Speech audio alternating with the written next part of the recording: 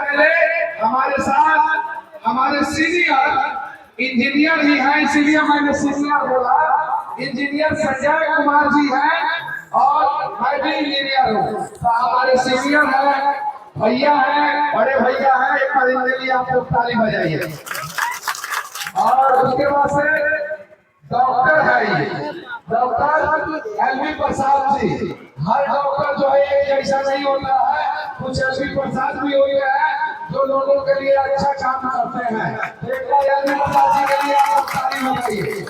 उसके बाद से मनोज सिंह जी हैं और हमारे भैया मनोज सिंह जी के लिए एक बार आप लोग ताली बजाइए। और देश प्रवक्ता संजय ठाकुर भैया पसीना से जो है लथपथ हो गए हैं, बहुत मेहनत करते रहते हैं, इनके लिए एक बार ताली बजाइए। उसके बाद से जिला प्रभारी ललन स्वामी जी है, हाँ इधर है स्वामी जी, इनसे एक बार और ऐसे मुलाकात हुआ था। उसके बाद से जिला संयोजक हमारे भैया मुन्ना भैया, जिनके घर पर मैं पहले भी गया हूँ, मुन्ना भैया के लिए एक बार ताली बजाइए। उसके बाद से लिटिल गुरु कमेंटेटर, ये कौन है? लिटिल गुरु कमेंटेटर किधर है? प्रसिद्ध कमेंटेटर साहब किधर है? किसी का नाम नहीं छूटना चाहिए, छूट जाएगा तो लोग शिकायत करने लगेगा। तो नामों बड़ी ध्यान से पढ़ते हैं। शिवशंकर मिश्रा जी प्रखंड अध्यक्ष बताई, पहले तो आप बैठ जाइए। शिवशंकर मिश्रा जी और गमछा इसको एक गमछा दीजिए। शिवशंकर मिश्रा जी सही लोग सही सोच वाला गमछा दीजिए, जल सुला।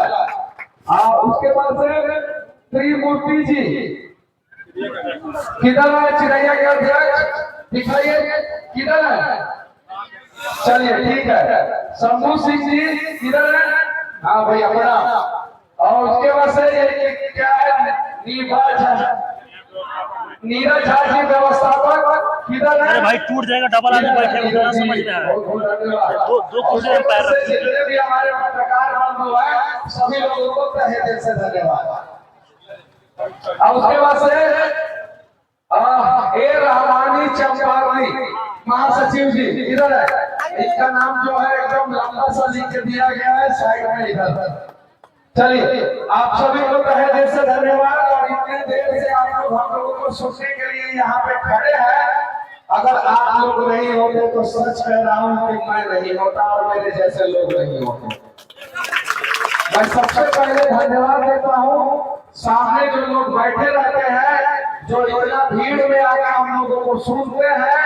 अगर आप लोग नहीं सुनते तो सुनाने वाला मनीष कश्यप यहाँ पे नहीं खड़ा होता कि हम जो हैं वो आप लोगों की वजह से हैं।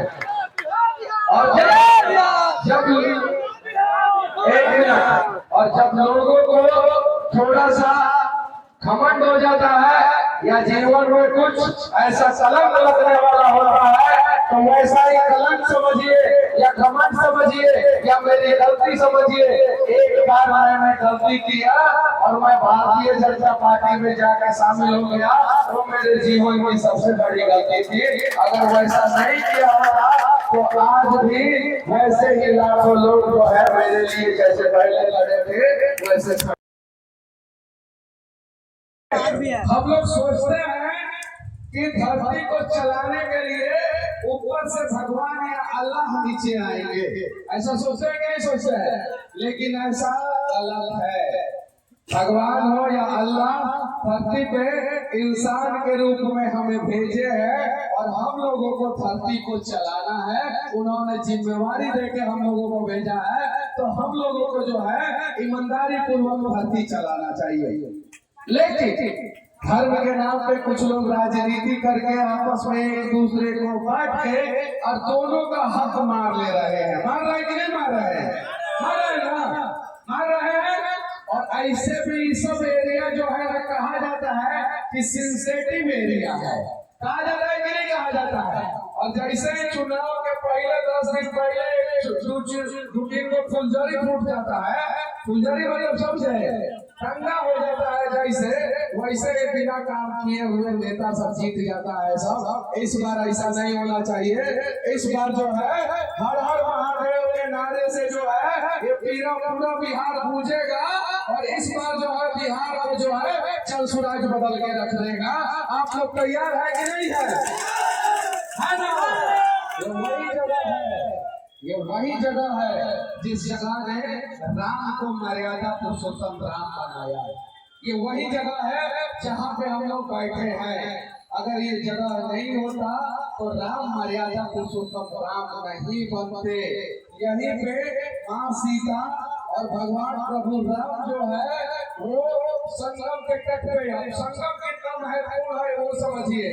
संगम एक उत्तर प्रदेश में है, और उस संगम के वजह से जो है उत्तर प्रदेश का इकोनॉमी चलता है, और एक संगम हमारे यहाँ है। इस संगम की वजह से सिर्फ बाढ़ आता है। सही है कि नहीं है? यानी कहने का मतलब सरकार ने विकास नहीं किया। यहाँ पे राम जी और सीता जी स्नान किए थे, और यहाँ से जल लेके जो है वो सोमेश्वर नाथ मंदिर जो यहाँ से लगभग 80 किलोमीटर दूर है। सही है? 80 किलोमीटर दूर है।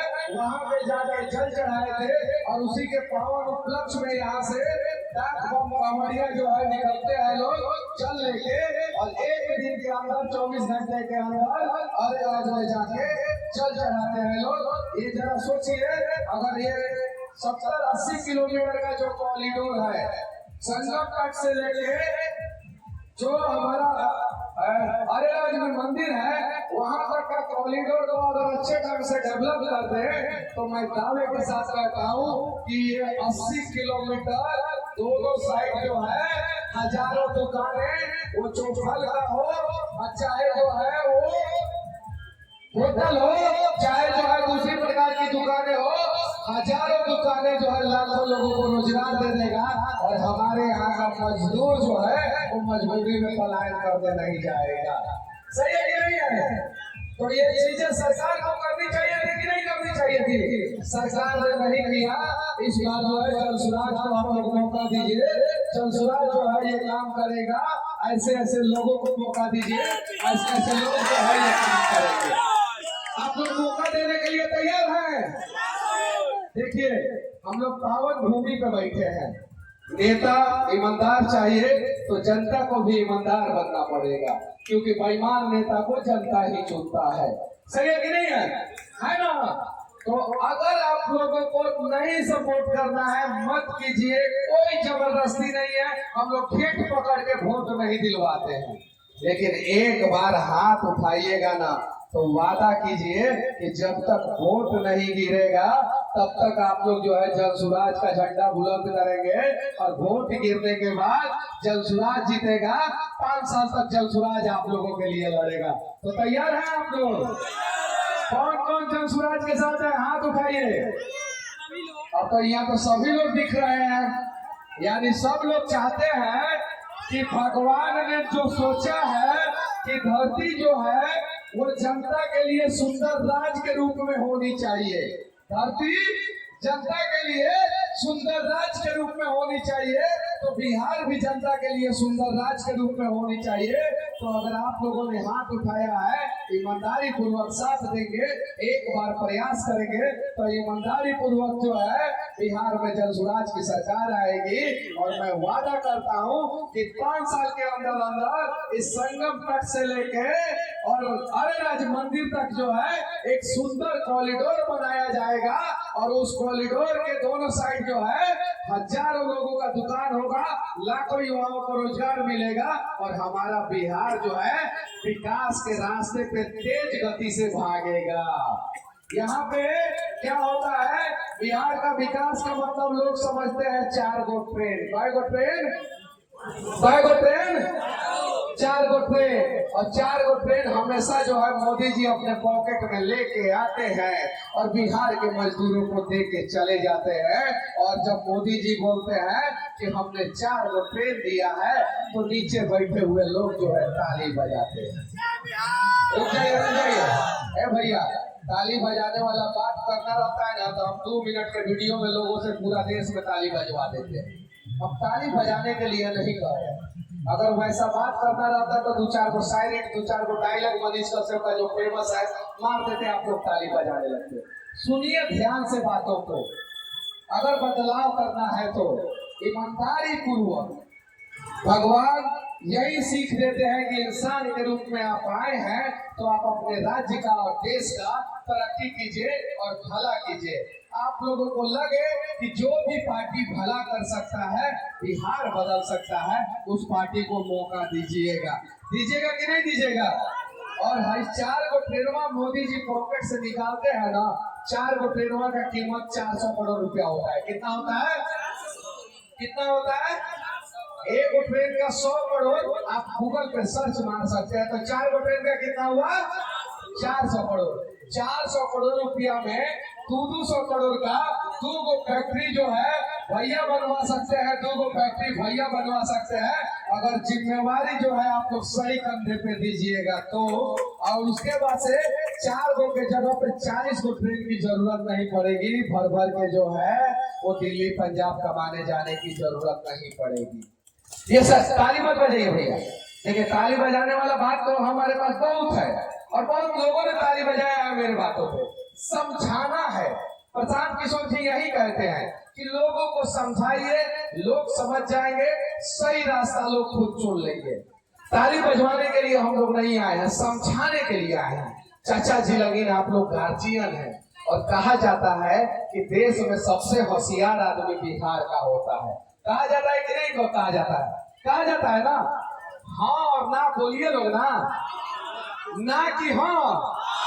सबसे ज्यादा होशियार लोग कहाँ के? सबसे ज्यादा होशियार लोग कहाँ के? और सबसे गरीब राज कौन?